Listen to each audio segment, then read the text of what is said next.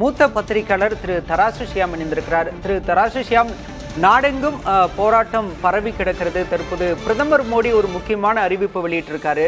NEET தேர்வு வினாத்தாள் கசிவு தொடர்பாக விசாரித்து தண்டனை கொடுப்பதற்காக விரைவு நீதிமன்றம் அமைக்கப்படும் அப்படிங்கிற உறுதியை கொடுத்திருக்காரு. மாணவர்கள் நலனை விட வேறு எதுவும் பெருசு கிடையாது அப்படின்னு சொல்லியிருக்காரு. எப்படி பாக்குறீங்க? பிரதமர் மோடி அவர்கள் மாணவர்களின் நலனை முக்கியம் என்று கருதுவதில் மகிழ்ச்சி தான். ஆனா இதுல தேசிய அளவிலான நுழைவுத் தேர்வுகள்ல 2 வகையான கருத்துகள். தேசிய அளவிலான நுழைவுத் தேர்வே வேண்டாம் என்பது தமிழ்நாட்டின் கருத்து, சில மாநிலங்களின் கருத்து. தேசிய அளவிலான நுழைவுத் தேர்வுகளிலே வெளிப்படைத்தன்மை வேண்டும், இது மாதிரியான முறைகேடுகள் நடக்கக்கூடாது என்பது இன்னொரு கருத்து.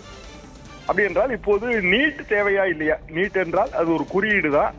தேசிய அளவிலான நுழைவுத் தேர்வுகள் தேவையா இல்லையா? இதை நோக்கி பாராளுமன்ற விவாதம் செல்ல வேண்டும். அப்படி செல்வதாக தெரியவில்லை. காரணம், நீட் பேப்பர் கசிவு என்பது ஏற்கனவே நடந்த விஷயம்தான். இந்த முறையும் கசிந்து அதற்கு பிறகு மறுதேர்வும் நடத்தியாகிவிட்டது. இப்போது நடந்து முடிந்த தேர்வை ரத்து செய்தால் மறுதேர்வு எழுதிய மாணவர்களின் நலனும் பாதிக்கப்படும். தமிழ்நாட்டில் ஆங்காங்கு வினாத்தாள் கசிவெல்லாம் நடந்துதான் இருக்கிறது. பொதுவாக போட்டித் தேர்வுகள் என்று வரும்போதே அதிலே லஞ்சமும் ஊழலும் தலைவிரித்து ஆடுகின்றன என்பதுதான் எனது பார்வை. காலங்காலமாகவே எனது பார்வை அதுதான். காரணம், நாங்கள் ஆரம்ப காலகட்டத்திலே போட்டி நுழைவுத் தேர்வு இல்லாமல் நமது பள்ளி இறுதி வகுப்பு அல்லது நமது அன்றைக்கு எங்களுக்கு அது பியூசி, அந்த மதிப்பெண் அடிப்படையில் தான் எங்களுக்கு அட்மிஷன் நடந்தது. அதற்கு பிறகு போட்டி நுழைவுத் தேர்வு மாநில அளவில் அறிமுகப்படுத்தப்பட்ட போது இதே மாதிரியான குறைபாடுகள் இருந்தன. இதெல்லாமே ஒரு கிட்டத்தட்ட 50 வருட சரித்திரம் தான். ஏராளமான போட்டித் தேர்வுகளை நாம் நடத்தி இருக்கிறோம், ரத்து செய்திருக்கிறோம். கடைசியில இப்போதுள்ள பள்ளி இறுதி இந்த தகுதியை தான் நல்லது என்று நாம் முடிவு செய்தோம். கடந்த 10 ஆண்டுகளாக இதுதான் நிலவரம். அப்படி என்றால் பிரதமர் மோடி மீது இருக்கிற சவால்கள் 2. ஒன்று, நீட் நுழைவுத் தேர்வு பேப்பர் கசிவுக்கு பொறுப்பேற்பது யார்? நிச்சயமாக கல்வி அமைச்சர் பொறுப்பேற்கத்தான் செய்ய வேண்டும். காரணம் என்னவென்றால் அவர்தான் அதற்கான துறை அமைச்சர். எனவே தர்மேந்திர பிரதான் அவர்கள் பதவி விலக வேண்டும் என்கிற கோரிக்கை அரசியல் ரீதியான கோரிக்கை அல்ல, அது தார்மீக அடிப்படையான கோரிக்கை. அதற்கு பிரதமர் மோடி அவர்கள் முடிவெடுத்தால் மட்டும்தான் இந்த பிரச்சனை தீர்வும். விரைவு நீதிமன்றம் என்று சொல்வதிலே அர்த்தமே இல்லை. காரணம் என்னவென்றால் ஏற்கனவே இது உச்சநீதிமன்றத்துக்கு போன விஷயம்தான். உச்சநீதிமன்றம் பல வழிகாட்டுதலையும் கொடுத்திருக்கிறது. அப்படி என்றால் இனிமேல் ஏது புதிதாக விரைவு நீதிமன்றம் அமைப்பதால் என்ன பயன் கிடைக்க போகிறது? மொத்தத்திலே நாடு தழுவிய ஒரு விவாதம் நடக்க வேண்டும். இன்னும் சிறந்த முறை எது என்றால் கல்வியை அந்தந்த மாநிலங்களின் பட்டியலுக்கு விடுவதுதான் சிறந்த முறையாக இருக்க முடியும், சிறந்த தீர்வாக இருக்க முடியும். திரு தராசு ஷியாம், ஏற்கனவே நாடாளுமன்றத்தில் இது பற்றி விவாதிக்க வேணும் அப்படின்னு எதிர்க்கட்சிகள் சொன்னப்ப நேற்று நாடாளுமன்ற விவகாரங்கள் துறை அமைச்சர் கிரண் ரிஜிஜு ஒரு அறிவிப்பு வெளியிடுறார், மத்திய அரசு விவாதிக்க தயார் அப்படின்னு.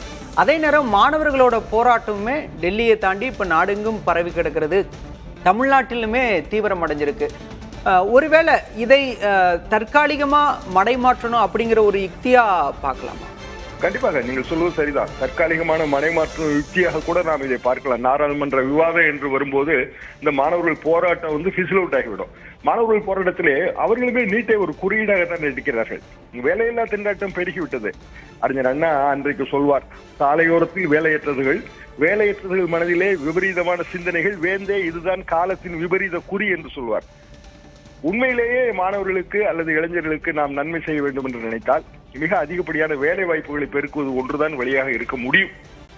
அதை நோக்கிய விவாதம் போனால், நாடாளுமன்றத்தில் விவாதம் போனால் அது சிறந்ததாக இருக்கும்.